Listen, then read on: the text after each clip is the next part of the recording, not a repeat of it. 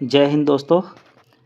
आज के इस सीरीज में हम लोग करेंगे आधुनिक भारत के इतिहास के दूसरा चैप्टर का रिवीजन। पहला चैप्टर का ऑब्जेक्टिव और सब्जेक्टिव दोनों चैनल पे अपलोड है। दूसरे चैप्टर का भी सब्जेक्टिव मैंने करवा दिया है, जिसका प्लेलिस्ट मैंने बना दिया है। आज दूसरे चैप्टर का ऑब्जेक्टिव हम लोग देखेंगे। तो चलिए पहले सवाल से शुरू करते हैं। आइए दोस्तों देखते हैं। आज का पहला सवाल है, हैदराबाद में स्वतंत्र आसफजाही वंश की स्थापना किसने की? तो इसका हो जाएगा निजामुल मुल्क ने की थी। हैदराबाद में स्वतंत्र आसफजाही वंश की स्थापना निजामुल मुल्क ने किया था। अगला सवाल देखेंगे। अगला सवाल है, निम्नलिखित में कौन सा सही है? तो आइए देखते हैं कौन सा सही है इसमें। निजामुल मुल्क ईरानी गुट का था, तो नहीं, ये गलत हो जाएगा। निजामुल मुल्क ईरानी गुट का नहीं, वो यह तुरानी गुट का था। अगला देखेंगे, निजामुल मुल्क ने सैयद बंधुओं के पतन में महत्वपूर्ण भूमिका निभाई थी, तो यह सही हो जाएगा।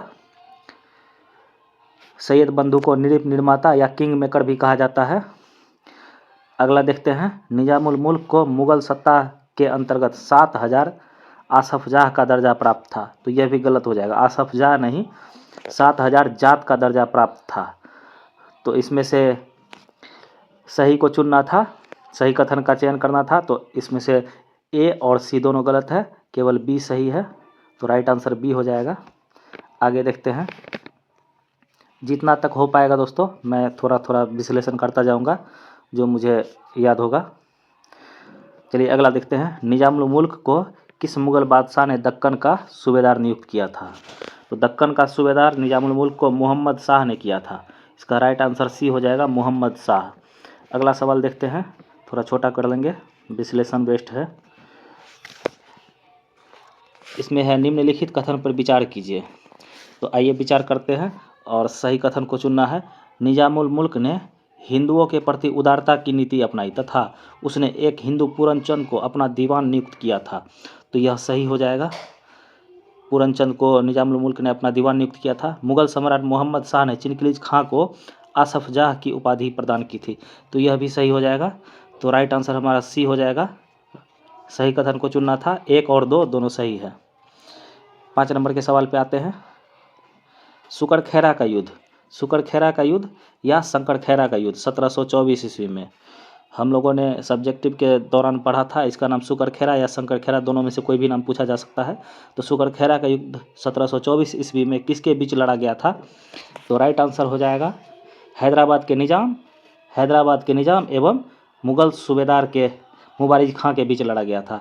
राइट आंसर ए हो जाएगा। आगे देखते हैं 6 नंबर के सवाल को। निम्नलिखित में से कौन सा कथन गलत है? तो गलत को चुनना है। कर्नाटक मुगल साम्राज्य के अधीन एक उपराज्य था जो कि दक्कन के गवर्नर के अधीन आता था, तो यह सही हो जाएगा। जो कि दक्कन के गवर्नर के अधीन आता था, इसमें से गलत को चुनना है। यह सही हो जाएगा, यह सही है। स्वतंत्र कर्नाटक राज्य की स्थापना सादत खां ने की तथा इसने अपनी राजधानी अर्काट को बनाया, यह भी सही है। आगे देखते हैं। अगला है पॉइंट है, कर्नाटक के उत्तराधिकारी के प्रश्न पर फ्रांसीसी और डचों के मध्य संघर्ष हुआ था। तो फ्रांसीसी और डचों के मध्य नहीं, फ्रांसीसी और अंग्रेज के मध्य, तो यही हमारा गलत हो जाएगा। तो गलत को चुनना था, तो राइट आंसर 3 हो जाएगा, यानी राइट आंसर हमारा बी हो जाएगा। 6 नंबर का राइट आंसर बी, केवल 3 गलत है, बाकी 2 सही था। आगे देखते हैं 7 नंबर के सवाल पे आते हैं। निम्नलिखित में से कौन सा कथन असत्य है? गलत को चुनना है इसमें भी। 1700 ईस्वी में औरंगजेब ने मुर्शिद कुली खां को बंगाल का दीवान नियुक्त किया था, तो यह सही हो जाएगा। 1700 ईस्वी में औरंगजेब ने मुर्शिद कुली खां को बंगाल का दीवान नियुक्त किया था। अगला है, मुर्शिद कुली खां ने बंगाल की राजधानी ढाका के स्थान पर अजीमाबाद को बनाया था, तो यह गलत हो जाएगा। अजीमाबाद नहीं, मुर्शिदाबाद को बनाया था। इसमें से गलत को चुनना था, तो यही हमारा राइट आंसर हो जाएगा। अगला देख लेते हैं। बिहार को बंगाल में सैद्धांतिक रूप से सुजाउद्दीन ने मिलाया था, तो यह भी सही हो जाएगा। तो गलत को पहचानना था, राइट आंसर बी हो जाएगा। गलत है। मुर्शिद कुली खां ने बंगाल की राजधानी ढाका के स्थान पर अजीमाबाद को नहीं बल्कि मुर्शिदाबाद को बनाया था। आगे देखते हैं, निम्नलिखित में से बंगाल के किस शासक ने किसानों को इजारेदारी प्रथा तथा तकाबी ऋण प्रदान किया था? तो यह किया था मुर्शिद कुली खान ने। राइट आंसर सी हो जाएगा। मुर्शिद कुली खान ने किसानों को इजारेदारी प्रथा तथा तकाबी ऋण, इजारेदारी का अर्थ होता है कर की वसूली करना और तकाबी ऋण का अर्थ होता है खेती के लिए अग्रिम राशि। 1740 ईस्वी में गिरिया का युद्ध किसके बीच लड़ा गया था? तो गिरिया का युद्ध हुआ था अलीवर्दी खां एवं सरफराज खां के बीच में। राइट आंसर सी हो जाएगा। 10 नंबर के सवाल पे आते हैं। मुर्शिद कुली खां को बंगाल 1717 ईस्वी की सूबेदारी किस मुगल बादशाह से मिली थी? तो यह फर्रुखसियर के द्वारा मिला था मुर्शिद कुली खां को बंगाल की सूबेदारी। आगे देखते हैं 11 नंबर, वह कौन सा मराठा सरदार था जिसे अलीवर्दी खां ने उड़ीसा के एक भाग का राजस्व प्रदान किया था? इसका राइट आंसर हो जाएगा ए, रघुजी भोसले। रघुजी भोसले को अलीवर्दी खां ने उड़ीसा का एक भाग का राजस्व प्रदान किया था। 12 नंबर के सवाल को देखते हैं। बंगाल के किस नवाब ने अंग्रेजों तथा फ्रांसीसियों को क्रमशः कलकत्ता और चंद्रनगर में किलेबंदी की अनुमति नहीं दी? तो यह हो जाएगा अलीवर्दी खां। अलीवर्दी खां ने कलकत्ता और चंद्रनगर की किलेबंदी करने से रोका था। अगला 12 नंबर के सवाल पे आते हैं। 12 नंबर का हो गया। 13 नंबर के सवाल पे आते हैं। तो 13 नंबर का सवाल है, बंगाल के किस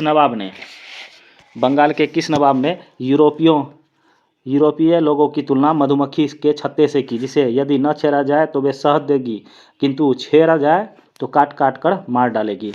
तो यह अलीवर्दी खां ने कहा था। यह वक्तव्य अलीवर्दी खां का था। आगे 14 नंबर पे देखते हैं।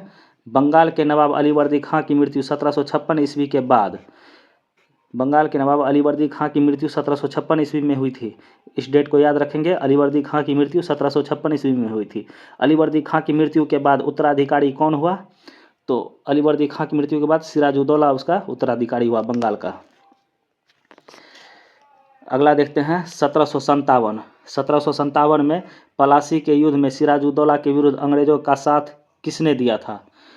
तो इसमें देखेंगे अंग्रेजों का साथ किसने दिया था।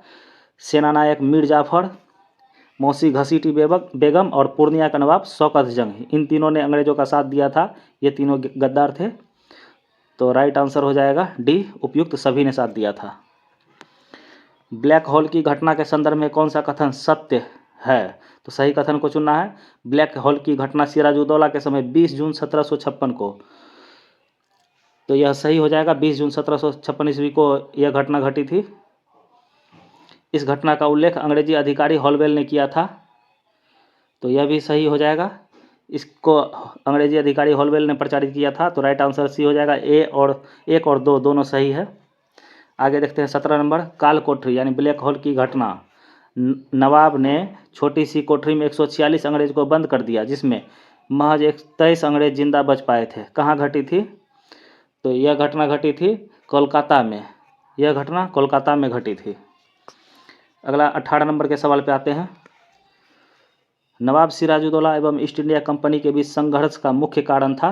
संघर्ष का मुख्य कारण था अंग्रेजों द्वारा छूटों का दुरुपयोग करना, व्यापारिक छूट का दुरुपयोग करना। तो राइट आंसर बी हो जाएगा। अगला देखते हैं, इतिहासकारों ने किसे क्लाइव के गीदड़ की संज्ञा दी है? इतिहासकारों ने किसे क्लाइव की गीदड़ की संज्ञा दी है? तो हो जाएगा मीर जाफर को। मीर जाफर को इतिहासकार ने गीदड़ की संज्ञा दी है। आगे 20 नंबर के सवाल देखते हैं। मीर कासिम ने बिहार में बंदूक और तोप का कारखाना कहाँ को स्थापित किया था? तो यह राइट आंसर हो जाएगा सी, मुंगेर में। मुंगेर में तोप और बंदूक का कारखाना मीर कासिम के द्वारा खोला गया था। आगे देखते हैं, निम्नलिखित में से किसे अपनी राजधानी मुर्शिदाबाद से मुंगेर स्थानांतरित की?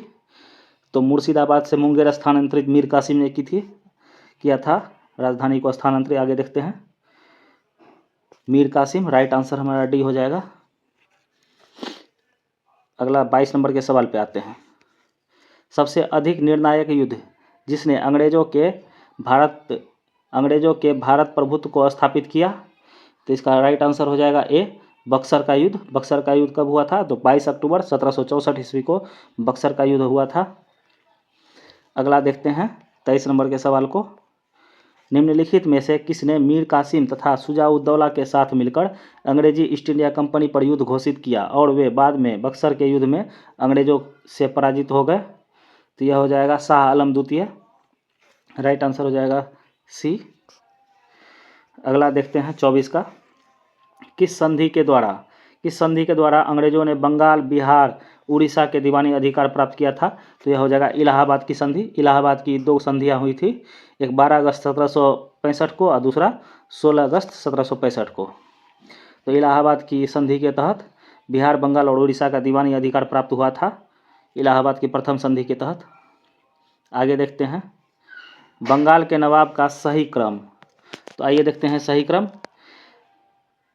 तो पहला है सरफराज खां, तो इसका था 1739 से 40, सही क्रम ही मिला देते हैं। पहले हो जाएगा सुजाउद्दौला का कार्यकाल था 1727 से 39, तो एक नंबर में यही हो जाएगा, 1727 से 39 में सुजाउद्दौला था। दूसरा नंबर में हो जाएगा अलीवर्दी खां 1740 से 56, अलीवर्दी खां दूसरा नंबर में नहीं, ये नहीं होगा, सरफराज खां हो जाएगा दूसरा नंबर में। सरफराज खां का 1739 से 40 सरफराज खां, और अलीवर्दी खां 1740 से 56, तो ये तीसरे नंबर पे आ जाएंगे। और मीर कासिम का कार्यकाल था 1760 से 63, तो ये चौथे नंबर पे।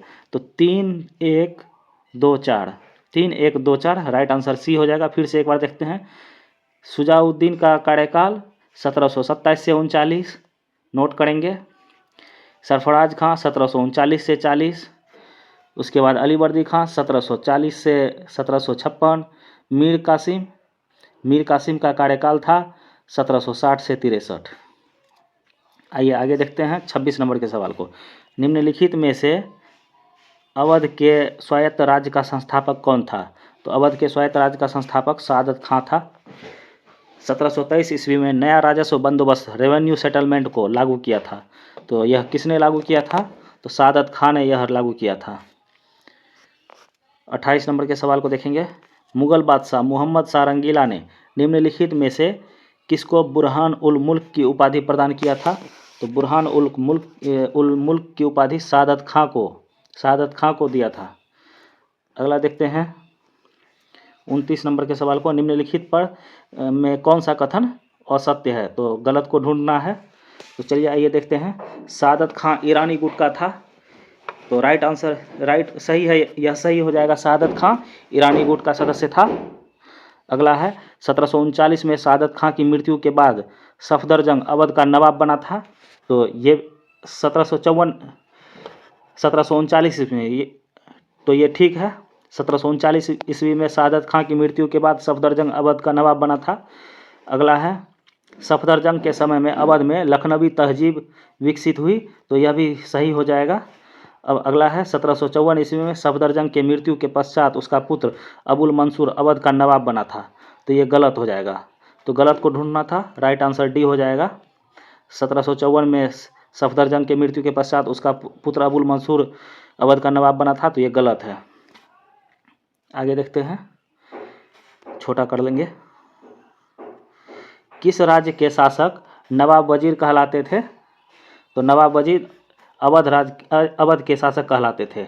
अवध के नवाब वजीर कहलाते थे। 31 नंबर के सवाल को देखेंगे। आइए देखते हैं, अवध के किस शासक को नवाब वजीर के नाम से जाना जाता है? तो यह हो जाएगा सफदरजंग को नवाब वजीर के नाम से जाना जाता है। 32 नंबर के सवाल को देखते हैं, विचार कीजिए। तो आइए विचार करते हैं। सुजाउद्दौला ने मुगल बादशाह आलम द्वितीय को शरण दिया। तो मुगल बादशाह आलम द्वितीय को शरण दिया, यह सही हो जाएगा। अगला है आसफउद्दौला ने अवध की राजधानी को फैजाबाद से लखनऊ स्थानांतरित की। तो यह भी सही हो जाएगा। 1 और 2 दोनों सही है, सही को चुनना था। आगे देखते हैं 33 नंबर के सवाल को। निम्नलिखित में से किस शासक ने पानीपत की तृतीय युद्ध 1761 में अफगान शासक अहमद शाह अब्दाली का साथ दिया था? तो अहमद शाह अब्दाली का साथ दिया था सुजाउद्दौला ने। राइट आंसर बी हो जाएगा। बक्सर के युद्ध 1764 में संयुक्त सेना का नेतृत्व किया था। तो संयुक्त सेना का नेतृत्व बक्सर के युद्ध में सुजाउद्दौला के द्वारा किया गया था। आगे देखते हैं, निम्नलिखित में से किसने लखनऊ में बड़ा इमामबाड़ा बनवाया था? लखनऊ में बड़ा इमामबाड़ा का निर्माण आसफउद्दौला ने करवाया था। डलहौजी ने किसकी रिपोर्ट के आधार पर अवध को कुशासन का आरोप लगाकर अंग्रेजी सरकार में मिला लिया था। तो यह आउट्रम के रिपोर्ट पे ए नंबर इसका राइट आंसर हो जाएगा। आगे देखते हैं तालीकोटा का युद्ध कब लड़ा गया था। तो तालीकोटा का युद्ध का समय था 1565 ईस्वी। तालीकोटा के युद्ध को ही विजयनगर साम्राज्य का पतन हुआ था तालीकोटा के युद्ध से ही। आगे देखते हैं 38 नंबर का, निम्नलिखित में से किस स्थान पर वाडियार राजवंश का शासक था। तो 38 का हो जाएगा मैसूर। मैसूर में वाडियार वंश का शासक था। 39 का देखेंगे वाडियार वंश का अंतिम शासक कौन था। तो वाडियार वंश का अंतिम शासक कृष्णराज था। अब 40 नंबर, निम्नलिखित में कौन सा असत्य है, गलत को चुनना है। तो देखते हैं कौन सा गलत है। मालाबार तट पर भूमि कर हैदर अली ने लगाया। तो यह सही हो जाएगा। आगे है हैदर अली की मृत्यु 1782 ईस्वी में हुई थी। तो यह भी सही हो जाएगा। द्वितीय आंग्ल मैसूर युद्ध के दौरान हैदर अली की मृत्यु हुई थी। आगे देखते हैं, आगे है टीपू सुल्तान का संघर्ष नायरों से वर्षों तक चलता रहा। तो इसमें गलत को चुनना था। तो यही गलत हो जाएगा, नायरों से नहीं चल रहा था। तो राइट आंसर सी हो जाएगा। 41 का देखते हैं, निम्नलिखित में से किसने 1755 ईस्वी में डिंडीगुल मैसूर में एक आधुनिक शस्त्रागार का स्थापना किया था। डिंडीगुल मैसूर में आधुनिक शस्त्रागार हैदर अली ने खोला था। आगे देखेंगे 42 नंबर के सवाल को, 1761 में किसे हटाकर हैदर अली मैसूर का शासक बना था। तो मैसूर का शासक नंजराज को हटाकर हैदर अली बना था। नंजराज को हटाकर हैदर अली मैसूर का शासक बना था। नंजराज के सेना में हैदर अली शामिल था।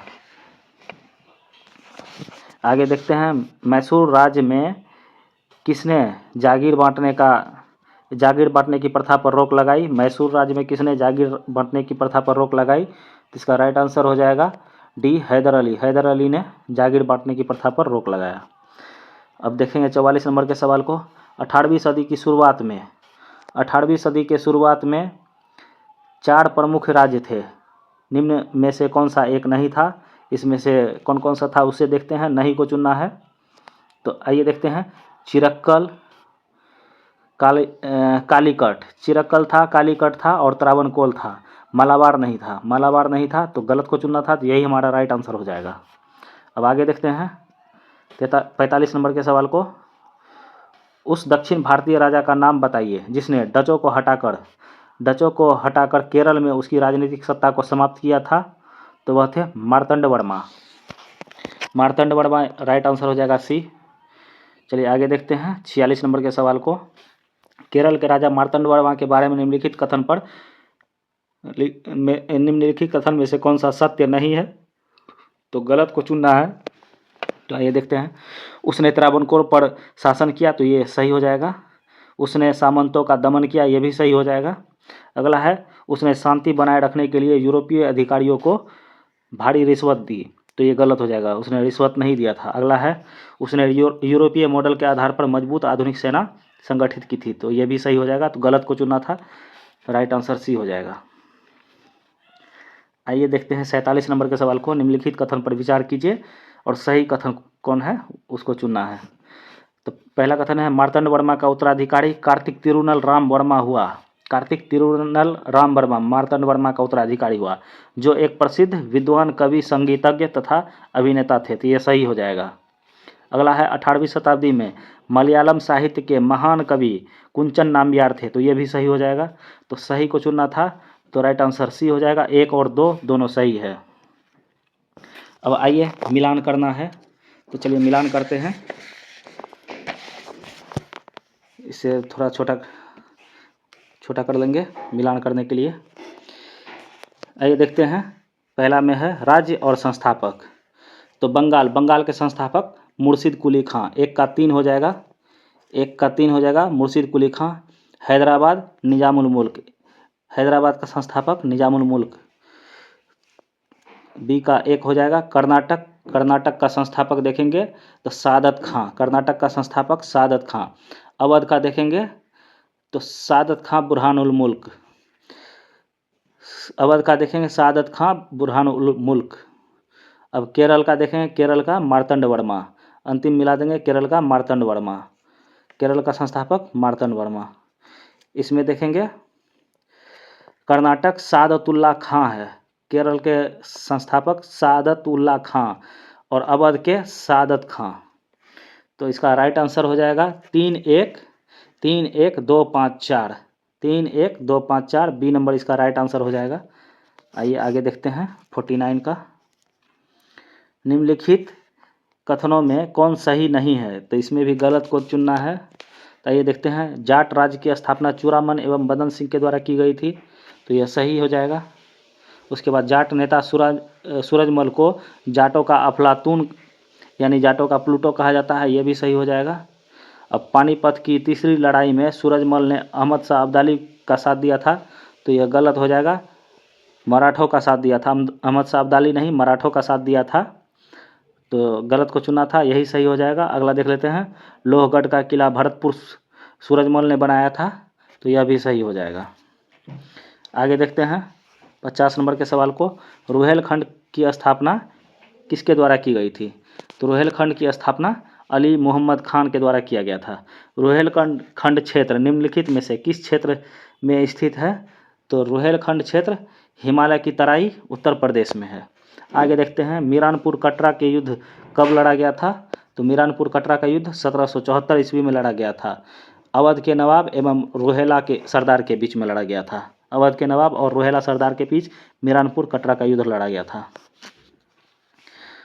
अब रोहेला के किस नेता ने बाहरी आक्रमणों से रक्षा के लिए अवध के नवाब वजीर से संधि किया, तो इसका राइट आंसर हो जाएगा हाफिज रहमत खां। हाफिज रहमत खां ने संधि किया था। अब 54 नंबर के सवाल को देखते हैं। मुगल काल में पंजाब प्रांत की राजधानी कहाँ थी, तो लाहौर थी। पंजाब प्रांत की राजधानी मुगल काल में लाहौर थी। गुरु नानक ने अपना उत्तराधिकारी किसे नियुक्त किया था, तो गुरु नानक ने गुरु अंगद देव को अपना उत्तराधिकारी नियुक्त किया था। 56 नंबर के सवाल को देखते हैं। निम्नलिखित में से किस सिख गुरु ने गुरुमुखी लिपि प्रारंभ की थी, तो यह गुरु अंगद ने गुरुमुखी लिपि प्रारंभ किया था।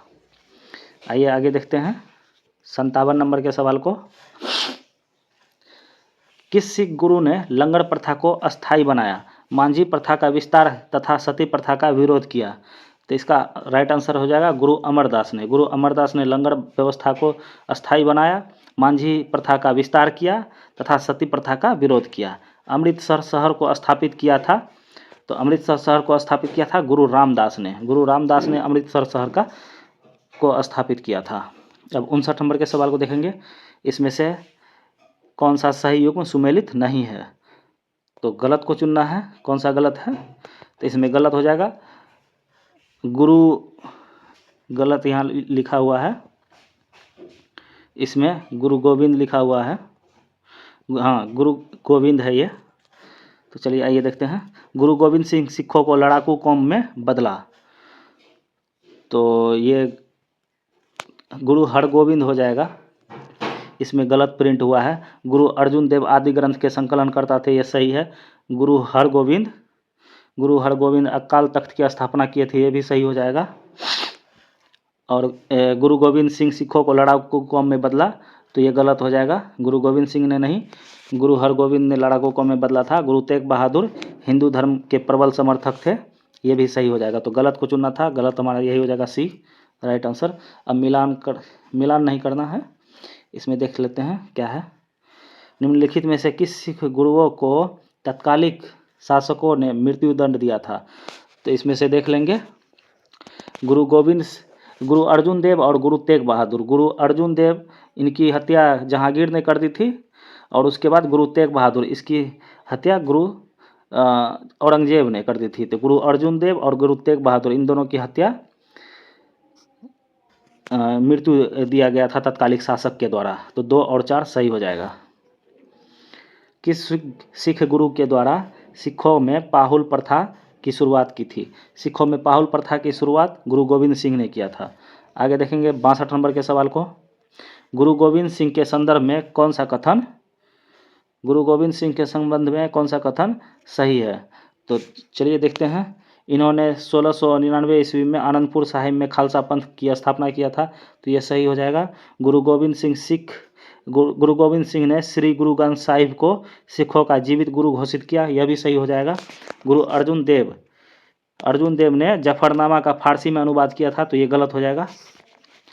जफरनामा का अनुवाद नहीं किया था, इन्होंने लिखा था जफरनामा को। तो राइट आंसर 1 और 2 दोनों हो जाएगा, राइट आंसर ए। आगे देखते हैं 63 नंबर, निम्नलिखित में कौन सा कथन असत्य है? तो गलत को चुनना है इसमें भी। तो आइए देखते हैं, बंदा बहादुर के बचपन का नाम लक्षण देव था, तो ये सही हो जाएगा। बंदा बहादुर को सच्चे बादशाह कहा जाता है, ये भी सही हो जाएगा। मुगल बादशाह मोहम्मद शाह ने बंदा बहादुर की हत्या करवा दी थी, तो मोहम्मद शाह नहीं फर्रुखसियर ने हत्या करवाई थी बहादुर शाह की, तो ये गलत हो जाएगा। गुरु गोविंद सिंह के बाद सिखों का नेतृत्व बंदा बहादुर ने संभाला था, तो यह सही हो जाएगा। गुरु गोविंद सिंह के बाद जो है कोई भी गुरु नहीं हुए, उसके बाद नेता का पद आया, और नेता का पद में पहला नेता बंदा बहादुर हुए थे। अगला देख लेते हैं, दल खालसा संगठन किसके नेतृत्व में गठित किया गया था? तो यह कपूर सिंह के नेतृत्व में दल खालसा का गठन किया गया था। आगे देखते हैं, सिख राज्य में राखी प्रथा के अंतर्गत प्रत्येक गांव से उपज का कितना भाग लेकर दल खालसा को सुरक्षित रखा जाता था? तो यह हो जाएगा उपज का 1/5 भाग दल खालसा में सुरक्षित रखा जाता था। कपूर सिंह के निधन के पश्चात दल खालसा का नेतृत्व किसने किया था? तो कपूर सिंह के निधन के बाद दल खालसा का नेतृत्व जस्सा सिंह अहलूवालिया ने किया था, जस्सा सिंह अहलूवालिया। आगे देखते हैं, 67 रंजीत सिंह का संबंध किस मिसल से है? तो यह हो जाएगा शुक्रचकिया मिसल। रंजीत सिंह का मिसल शुक्रचकिया मिसल से है, 12 मिसलों में से एक शुक्रचकिया मिसल था। सिखों को स्वतंत्र मिसल जत्था में किसने विभाजित किया था 12 स्वतंत्र मिसलों में? तो यह 68 का हो जाएगा, बी जस्सा सिंह ने सिखों को 12 मिसलों में विभाजित किया था। शेरे पंजाब के नाम से किसे जाना जाता है? तो शेरे पंजाब के नाम से रंजीत सिंह को जाना जाता है। 70 नंबर के सवाल को देखेंगे, रंजीत सिंह लाहौर के ऊपर अपना अधिकार कब स्थापित किया? तो यह हो जाएगा लाहौर के ऊपर अपना अधिकार 1799 ईस्वी में रंजीत सिंह ने स्थापित किया था। साहू जी को मुगलों की कैद से बहादुर शाह प्रथम ने कब आज़ाद कर दिया था? तो यह हो जाएगा 1707 ईस्वी में, औरंगजेब की मृत्यु के बाद साहू जी को मुगलों की कैद से बहादुर शाह प्रथम ने आज़ाद कर दिया था। आगे देखते हैं 17 नंबर के सवाल को, 1772 नंबर के सवाल को, 1700 ईस्वी में राजा राम की मृत्यु के बाद मराठों ने मुगलों के विरुद्ध उसकी वीर पत्नी ताराबाई के नेतृत्व में जारी रखा था। तो राइट आंसर हो जाएगा यह ताराबाई। यह सवाल दरोगा एग्जाम में पूछा गया था, संभवतः यह 1275 में यह सवाल था। उसके बाद अगला सवाल है, मराठा साम्राज्य की सर्वाधिक शक्तिशाली महिला कौन थी? तो यह ताराबाई हो जाएगी, मराठा साम्राज्य की सर्वाधिक शक्तिशाली महिला। अब आगे देखते हैं, साहू जी ने शासन प्रबंधन की देखभाल के लिए किसे मराठा राज्य का पेशवा नियुक्त किया था? तो 74 का हो जाएगा बालाजी विश्वनाथ को साहू जी ने शासन प्रबंधन की देखभाल के लिए मराठा राज्य का पेशवा नियुक्त किया था, बालाजी विश्वनाथ को। पेशवा का पद किस पेशवा के समय वंशानुगत हो गया? तो यह बालाजी विश्वनाथ के समय में पेशवा का पद वंशानुगत हो गया था। मराठा साम्राज्य का दूसरा संस्थापक प्रवर्तक किसे माना जाता है? तो मराठा साम्राज्य का दूसरा संस्थापक व प्रवर्तक, इधर आंसर देख लेते हैं, राइट आंसर। तो राइट हो जाएगा बालाजी विश्वनाथ को मराठा साम्राज्य का संस्थापक व प्रवर्तक माना जाता है। पहला माना जाता है शिवाजी भोसले को, मराठा साम्राज्य का पहला संस्थापक शिवाजी भोसले, और दूसरा बालाजी विश्वनाथ को। आगे देखते हैं 77 नंबर के सवाल को, चौथ और सरदेशमुखी के बारे में निम्नलिखित कथनों पर विचार कीजिए। तो इसमें हो जाएगा, सरदेशमुखी उन भूमि पर 10% की अतिरिक्त जुर्माना था जिस पर मराठों ने वंशानुगत अधिकार का दावा किया था। तो यह सही हो जाएगा। अगला है, मराठा छापों से बचने के लिए चौथ मराठों को दिए जाने वाली भू राजस्व का 1/4 भाग था। तो यह भी सही हो जाएगा, राइट आंसर हो जाएगा सी। 1 और 2 दोनों सही है, सही को चुनना था। आगे देखते हैं 78 नंबर के सवाल को, निम्नलिखित में से किस मराठा पेशवा ने चौथ एवं सरदेशमुखी कर वसूलने का अधिकार मराठा सरदारों को दे दिया था? तो 78 का राइट आंसर हो जाएगा डी, बालाजी विश्वनाथ ने चौथ एवं सरदेशमुखी वसूलने का अधिकार मराठा सरदारों को दे दिया था। आगे देखते हैं, किसने कहा था हमें इस जर्जर वृक्ष के तने पर प्रहार करना चाहिए, शाखाएं तो अपने आप ही गिर जाएगी। तो इसका राइट आंसर हो जाएगा बाजीराव प्रथम ने मुगल साम्राज्य के लिए कहा था। अगला है नाना साहेब के नाम से कौन प्रसिद्ध थे? तो नाना साहेब के नाम से बाजीराव प्रसिद्ध थे। आगे पानीपत की तीसरी लड़ाई में मराठा तोपखाने का अधिकारी कौन था? तो यह थे इब्राहिम गादी। 14 जनवरी 1761 को मराठा वर्सेज अफगान के बीच यह लड़ा गया था। अब आगे देखते हैं, पानीपत का तृतीय युद्ध मराठों के लिए प्रलयकारी सिद्ध हुआ, यह कथन किस विद्वान का है? तो यह कथन है काशीराज पंडित का। आगे देखते हैं, सलाबाई की संधि कब हुई थी? तो 1782 ईस्वी में सलाबाई की प्रथम संधि हुई थी। इसमें 3 संधियां हुई थी, प्रथम, द्वितीय और तृतीय। प्रथम संधि 1775 से 82 के बीच में, उसके बाद अगली संधि 1803 से 5 में, और तीसरी संधि 1816 से 19 में। यह आंग्ल मराठा युद्ध के तहत हुआ था, टोटल संधियां। आगे देखते हैं, मुगल सम्राट शाह आलम द्वितीय पे किसके सलाह पर पेशवा को नायाब गुनायाब बनाया? मुगल सम्राट शाह आलम द्वितीय पे किसके सलाह पर पेशवा को नायाब गुनायाब बनाया? यह महाजदी सिंधिया के सलाह पर। आगे देखते हैं, अगला सवाल है 85 नंबर के सवाल को देखते हैं। इसे मिलान करना है। इसमें राज्य व संस्थापक देखेंगे। बड़ौदा के गायकवाड़ थे संस्थापक। इंदौर के होलकर, और नागपुर के भोंसले, और ग्वालियर के सिंधिया। तो राइट आंसर हो जाएगा 2, 3, 4, 1। राइट आंसर बी हो जाएगा। आगे देखते हैं 86 नंबर के सवाल को। 31 दिसंबर 1802 को किस मराठा शासक ने बसिन की संधि पर हस्ताक्षर किया था? यह हो जाएगा बाजीराव द्वितीय ने बसिन की संधि पर हस्ताक्षर किया था। आगे देखते हैं, भारतीय इतिहास के संदर्भ में निम्नलिखित कथनों पर विचार कीजिए और सही को चुनना है। तो इसमें हो जाएगा, हैदराबाद राज्य से आरकोट की निजामत का उदय हुआ। हैदराबाद राज्य से आरकोट की निजामत का उदय हुआ, तो यह सही हो जाएगा।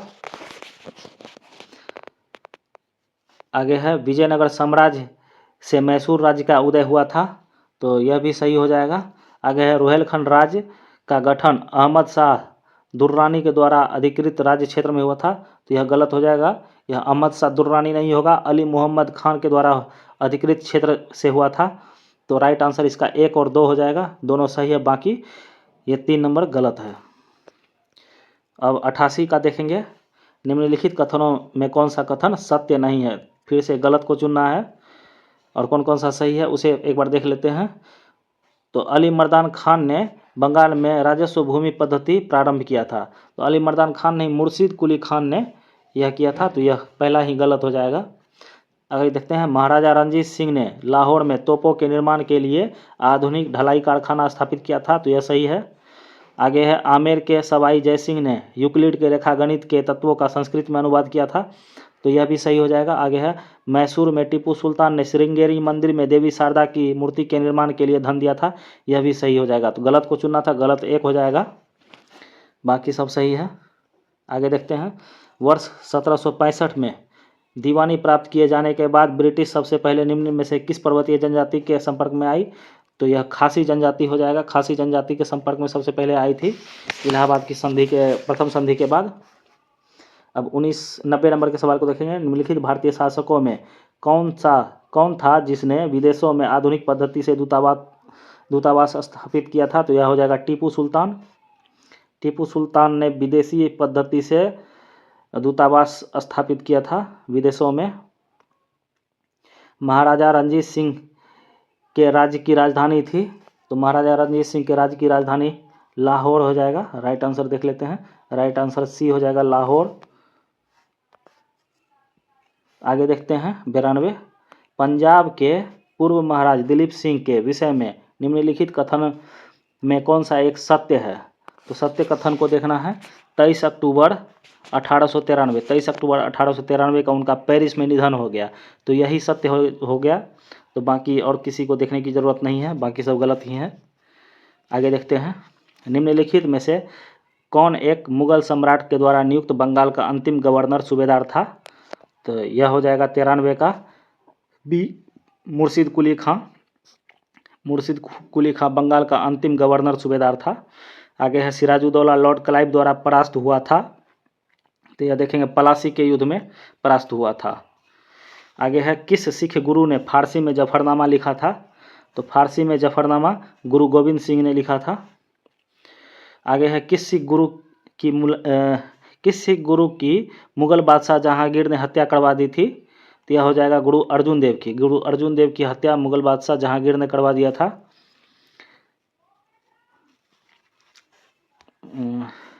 जहांगीर के अब आगे देखें 97। रंजीत सिंह ने सुप्रसिद्ध हीरा प्राप्त किया था, तो यह प्राप्त किया था शाह शुजा से। आगे है 98। निम्नलिखित में से कौन सा युद्ध था जिसने भारत में ब्रिटिश प्रभुत्व को प्रारंभ किया था? तो यह हो जाएगा पलासी का युद्ध। पलासी के युद्ध 1757 में हुआ था, इसी के तहत ब्रिटिश प्रभुत्व प्रारंभ हुआ था भारत में। आगे है पलासी का युद्ध लड़ा गया था, तो यह 1757 ईस्वी में लड़ा गया था। 23 जून 1757 को डेट याद रखेंगे। सिराजुद्दौला लॉर्ड क्लाइव द्वारा परास्त हुआ था, तो यह पलासी के युद्ध में परास्त हुआ था। ए राइट आंसर हो जाएगा। आगे देखते हैं, भारतवर्ष में ब्रिटिश साम्राज्य का संस्थापक कौन है? तो लॉर्ड रॉबर्ट क्लाइव हो जाएगा ब्रिटिश साम्राज्य का संस्थापक। आगे 102। निम्नलिखित में से किसे स्वर्ग से उत्पन्न सेनानायक कहा गया? तो इसमें देख लेते हैं, स्वर्ग से उत्पन्न सेनानायक रॉबर्ट क्लाइव को कहा गया है। बी राइट आंसर हो जाएगा, रॉबर्ट क्लाइव। पलासी का युद्ध का मैदान है, पलासी का युद्ध का मैदान पश्चिम बंगाल हो जाएगा, राइट आंसर। आगे देखते हैं 104 नंबर। निम्नलिखित में से कौन सा युद्ध भारत में अंग्रेजों के आधिपत्य की स्थापना की दृष्टि से सबसे महत्वपूर्ण समझा जाता है? तो यह हो जाएगा बक्सर का युद्ध। बक्सर का युद्ध अंग्रेजों के आधिपत्य की स्थापना की दृष्टि से सबसे महत्वपूर्ण समझा जाता है। बक्सर के युद्ध के समय दिल्ली का शासक कौन था? तो दिल्ली का शासक शाह आलम द्वितीय था। डेट देखेंगे 1759 से 1806 तक। शाह आलम द्वितीय का कार्यकाल 1759 से 1806।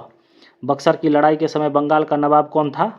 तो मीर जाफर हो जाएगा, बंगाल का नवाब मीर जाफर था।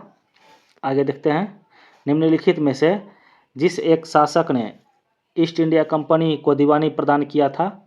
तो इसका हो जाएगा शाह आलम द्वितीय ने ईस्ट इंडिया कंपनी को दीवानी अधिकार प्रदान किया था। 1765 ईस्वी में ईस्ट इंडिया कंपनी को बंगाल की दीवानी किसने प्रदान की थी? तो बंगाल की दीवानी मुगल सम्राट ने प्रदान किया था। आगे देखेंगे 109। किस गवर्नर के कार्यकाल में ईस्ट इंडिया कंपनी को शहंशाह शाह आलम द्वितीय बंगाल, बिहार तथा उड़ीसा में दीवानी अधिकार दिया था? तो यह हो जाएगा 109 का ए, लॉर्ड क्लाइव ने। सम्राट शाह आलम द्वितीय ने ईस्ट इंडिया कंपनी को बंगाल, बिहार और उड़ीसा के दीवानी प्रदान किया था। तो यह 12 अगस्त 1765 को इलाहाबाद की प्रथम संधि के तहत यह हुआ था। अब इलाहाबाद की संधि के बाद रॉबर्ट क्लाइव ने मुर्शिदाबाद का उपदीवान किसे नियुक्त किया था? तो मोहम्मद रजा खां, मुर्शिदाबाद यानी कि बंगाल, इसका उपदीवान मोहम्मद रजा खान को बनाया गया था। और राजा सीताब राय को बिहार का उपदीवान और राय दुर्लभ राय को उड़ीसा का उपदीवान बनाया गया था। मुर्शिदाबाद बंगाल में पड़ता है। 1765 ईस्वी में दीवानी प्रदान किए जाने के बाद ब्रिटिश सबसे पहले किस पर्वतीय जनजाति के बीच में आई थी? तो यह खासी जनजाति हो जाएगा। इससे पहले भी इस सवाल को देख चुके हैं। आगे देखते हैं 113 नंबर। अवध सल्तनत, अवध सल्तनत छोटा थोड़ा कर लेते हैं।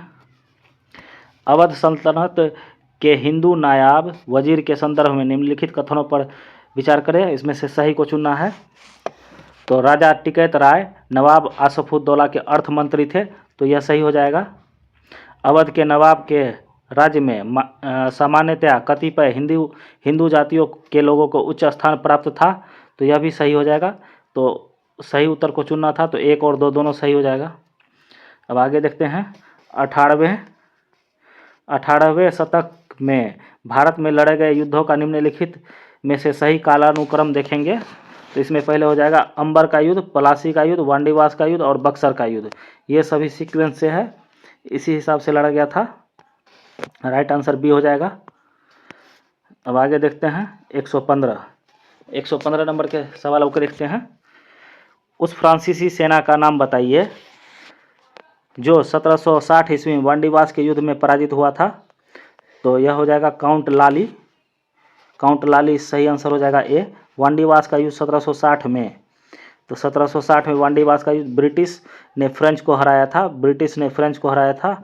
सी नंबर हो जाएगा राइट आंसर। 117 का आंसर देखेंगे। इसमें निम्नलिखित युग में से सही को सुमेलित करना है। देखते हैं बक्सर का युद्ध। तो बक्सर का युद्ध मीर जाफर और रॉबर्ट क्लाइव, तो यह गलत हो जाएगा। वांडीवास का युद्ध फ्रांसीसी के विरुद्ध ईस्ट इंडिया कंपनी, तो यह सही हो जाएगा। चिलियावाला का युद्ध डलहौजी के विरुद्ध मराठा, तो ये गलत हो जाएगा। खुर्दा का युद्ध, तो यह निजाम के विरुद्ध ईस्ट इंडिया कंपनी, ये भी गलत हो जाएगा। तो गलत को चुनना था, सही युग्म को चुनना था। तो सही राइट आंसर वांडीवास का युद्ध फ्रांसीसी के विरुद्ध ईस्ट इंडिया कंपनी, बी हमारा सही हो जाएगा। अब 118 का देखते हैं। निम्नलिखित से किसने भारत में अंग्रेजों का सर्वाधिक विरोध किया था। तो भारत में सर्वाधिक अंग्रेजों का विरोध मराठा ने किया था। 119 नंबर के सवाल को देखते हैं। निम्नलिखित में से किसने कहा था ईश्वर की इच्छा थी कि मैं सब धर्मों को एक निगाह से देखूं, इसलिए उसने मेरी दूसरी आंख की रोशनी ले ली। तो यह महाराजा रंजीत सिंह ने कहा था यह बात। राइट आंसर ए हो जाएगा। आगे देखते हैं। महाराजा रंजीत सिंह के उत्तराधिकारी थे, तो महाराजा रंजीत सिंह के उत्तराधिकारी खड़क सिंह हैं। खड़क सिंह हो जाएगा राइट आंसर बी, खड़क सिंह। आगे है रंजीत सिंह ने किस स्थान पर अदालत आला की स्थापना किया था। रंजीत सिंह ने किस स्थान पर अदालत आला का स्थापना किया था, इसे छोटा कर लेते हैं, देखते हैं। ये देखते हैं रंजीत सिंह ने किस स्थान पर अदालत आला का स्थापना किया था। तो यह हो जाएगा लाहौर। लाहौर में रंजीत सिंह ने अदालत आला का स्थापना किया था। अब 122 का देख लेते हैं। 122 का सवाल, सिख साम्राज्य का अंतिम शासक था। तो सिख साम्राज्य का अंतिम शासक दिलीप सिंह हो जाएगा। पंजाब के विलय के पश्चात पंजाब पर शासन करने के लिए निम्नलिखित में से कौन 3 परिषद का सदस्य नहीं था। इसमें से नहीं को चुनना है। तो पंजाब का लॉर्ड डलहौजी ने वर्ष 1849 में पंजाब का विलय ब्रिटिश प्रांत में कर लिया था और द्वितीय अंग्ल मैसूर युद्ध के तहत यह किया था। पंजाब में बेहतर शासन प्रशासन चलाने के लिए लॉर्ड डलहौजी ने 3 परिषद के सदस्य का गठन किया था, जिसमें से एक थे जॉन लॉरेंस और दूसरे थे हेनरी लॉरेंस। जॉन लॉरेंस और हेनरी लॉरेंस दोनों अलग अलग व्यक्ति है, दोनों थे। और तीसरा था चार्ल्स ग्रेनविल। तो इसमें तीसरा चार्ल्स ग्रेनविल का नाम नहीं है, तो इसमें गलत को चुनना था। तो गलत हो जाएगा हमारा ए और डी। इसमें ई में ए प्लस बी है, तो बी को डी बना लेंगे, डी। तो यही हमारा राइट आंसर हो जाएगा। 3 की परिषद के सदस्य थे John Lawrence, sir Henry Lawrence और चार्ल्स